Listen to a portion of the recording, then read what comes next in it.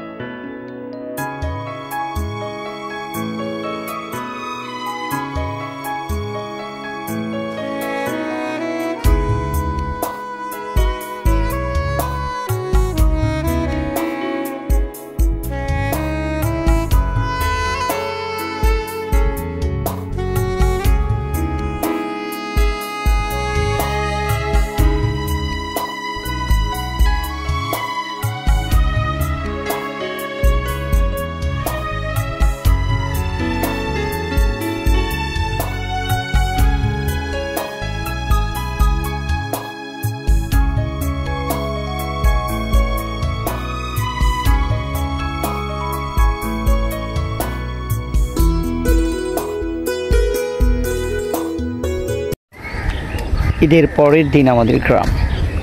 আমি আমার আগের ভিডিওতে দেখিয়েছিলাম ঢাকা কত ফাঁকা। এবার আমি ঈদের দুদিন পর গ্রামকে দেখিয়েছি যে গ্রামটা আসলে কত ফাঁকা। কর্মব্যস্ত মানুষগুলো যখন যার কর্তব্যের খাতির শহরে কাজ করে, তাদের আজকে সরকারি ছুটি শেষ, চলে গেছে, কিংবা ঈদের পরে যে একটা ঘোরাঘুরির ব্যাপার থাকে সেটা হয়ে গেছে। গ্রামের 1/3 মানুষ হয়তো বা এখানে সেখানে ঘুরতে বেরিয়েছে। তো আজকে আমার গ্রামটাকে আমি ঠিক এভাবেই দেখালাম যে কতটা ফাঁকা, যে রাস্তায় অলওয়েজ মানুষ থাকতো কিন্তু আজকে নেই। আজকে একদমই ফাঁকা আমাদের গ্রামের রাস্তাগুলো। আমি যদি একটু দেখাই, একদম ফাঁকা। আমি আর কিছু লোক, দু একজন হয়তো বা চা স্টলে বসে আছে, এরকম আর কি।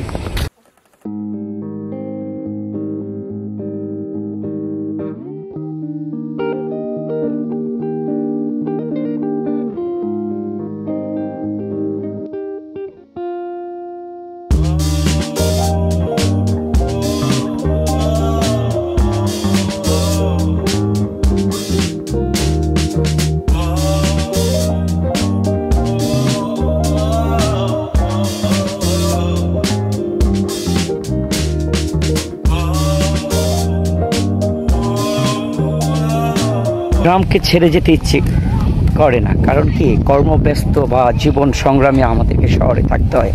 কিন্তু এই মাটির ঘ্রাণ, এই মাটির গন্ধ, এই নির্মল বায়ু, নির্মল বাতাস, সবুজ ঘাস কেমন যেন একটা মায়ায় আঁকড়ে ধরে রাখে আমাদেরকে।